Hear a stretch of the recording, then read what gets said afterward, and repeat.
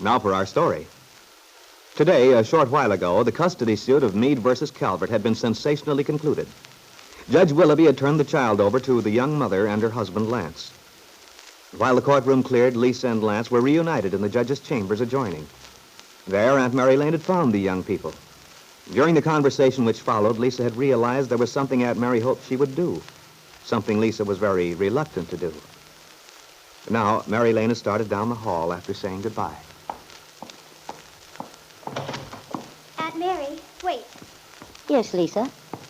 Aunt Mary, you think I should talk to Bill Meade, don't you?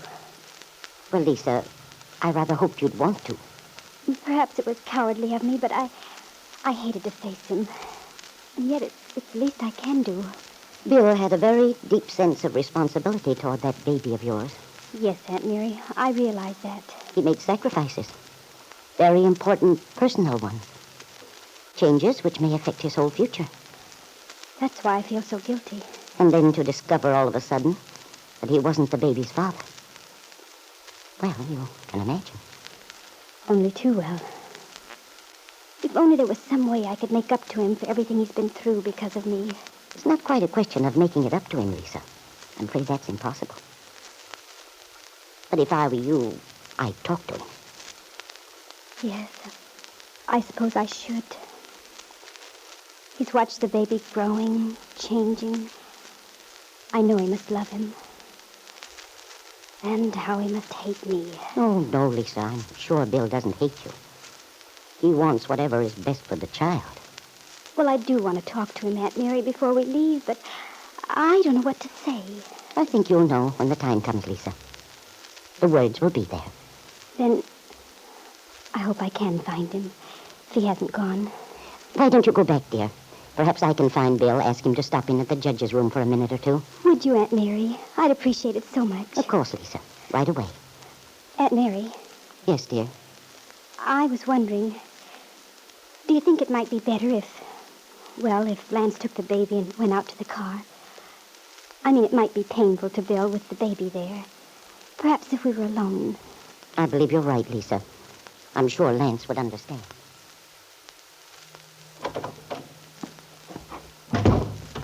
Mrs. Fenner? Hello. Aunt Mary told me you were here. I'm glad you hadn't left yet. I wanted to tell you that... You see, we're leaving in a few minutes, Mr. Meade, and... Sure. I kind of wanted to talk to you, Mrs. Fenner, but I wasn't sure how you'd feel about it. I only wish I could tell you, could put into words just how I do feel. Well, I've got a pretty good imagination. I think I can guess. I wonder if you can. There's so much I want to say. Look, Mrs. Fenner, I wish you wouldn't feel so bad about this. I can tell you do. Yes, I do. Well, you mustn't. After all, the baby will be better off, and that's the important thing. It's his future I've been worried about. And now, well, I'm sure there's no worry about that at all. I only hope I can do a good job of bringing him up. You will. It's kind of tough to talk about it. When I think of the mistakes I've made... You're a human being. We all make mistakes. And I've a hunch you're going to be okay from now on. It's wonderful of you to be so generous, so understanding. I've caused you all this unhappiness. Now I come and take him away. Just as I... What, Mrs. Fenner? Well, Mr. Meade, if it hadn't been for me, you would have had a child. Your own child. You know that. You must be thinking about it. I know that's what you said in court. That's really why I wanted to talk to you, but I don't know what I can say. Telling you that I blame myself, that I'll never forget it, that doesn't change anything. It can't mean anything to you. Look, Mrs. Fenner, you mustn't blame yourself. You think you're responsible because Kit told you you were. You're being very kind. I'm not being kind. But in view of everything that's happened, I think it's hardly credible to think that Kit ever told the truth. I wish I could... course, I didn't see her leave the house, but... Oh, well. When did it happen? The end of August. I never will forget. August. That's funny. Why? Well, I mean, it's strange that Ben and Jessie didn't know anything about it then. Or maybe they did. You can't tell about that crew. Are you talking about Kit's father and his wife? Sure. They went out there for a couple of days. It was the last of August. But that's impossible. Why, Mrs. Fenner? Well, I remember that period very well. When Kit and I had to go into town, we went together, and we hardly ever left Malibu Beach. Well, I know they saw her. But Kit didn't say anything to me. Then she must have had a reason.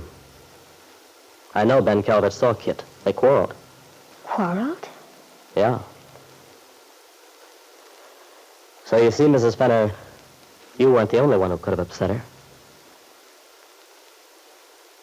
You know, the more I think about it, the fact that Kit never told you about her father's being there, I wonder. Mr. Meade, do you suppose...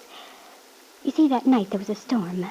I was upstairs in my room a long time before I went down and found Kit. Do you suppose... Oh, no. No, I'm just looking for an out. I wouldn't say you were looking, Mrs. Fenner. I'd say we'd found it. You said it was impossible for Kit to have seen her father without your knowing it. Yes, I think so. But that night, when you said you were upstairs, he could have come to the house, couldn't he? Well, yes, I suppose so. And Kit never mentioned her father's visit to you. Now, don't you see? It does fit in. Yes, if it's true. I think it's a theory you can accept as fact. It's far more believable to me that Kit would be angry and upset because of Ben than because of you. I know her, Mrs. Fenner. And I'm certain that Ben Calvert thought your baby was his grandson. So, when he saw Kit, it must have been before the accident. And if he was there just for a day or so at the end of August, but don't you see, Mrs. Fenner, how likely it is? Yes. So if it wasn't an accident, if anyone's responsible, I'd say it was Kit's father, and not you.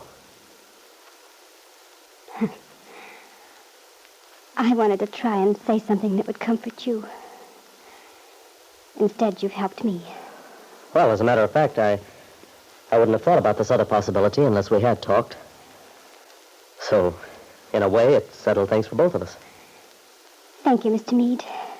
I'll never forget what you've done for me and how understanding you've been. Well, that's okay. Well, goodbye, Mrs. Fenner. Good luck.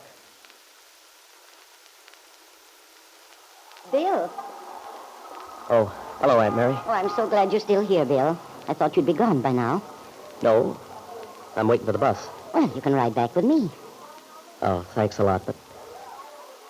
Well, you know how it is. I know. You'd rather be by yourself. I saw Lisa and Lance as they were getting in their car. That's why I'm glad I was able to find you again. Lisa told me about your talk. Oh. She's so grateful for what you told her, and so am I. Otherwise, that girl would have had a very heavy burden on her conscience. Oh, there's no sense to that. She and her husband and their baby. Well, those three at least might start out with a clean slate. There's no reason they should go on suffering because of Kit. So, what I told her probably isn't true, but... Whether it is or not, at least Lisa knows that you haven't any feeling against her. That was very wonderful of you, Bill. And I think you'll discover that Lisa and Lance aren't the only ones for whom this day means a new beginning. Bill Meade put his arms around Aunt Mary for a moment. Then she smiled at him and, without another word, walked away. Neither Aunt Mary nor Bill realized that in his desire to help Lisa Fenner, he had hit upon the truth of what happened so many months ago in California. All Kit Calvert's lies have ultimately and finally collapsed now. I wonder what Ben Calvert would do if he should learn what Bill has inadvertently discovered.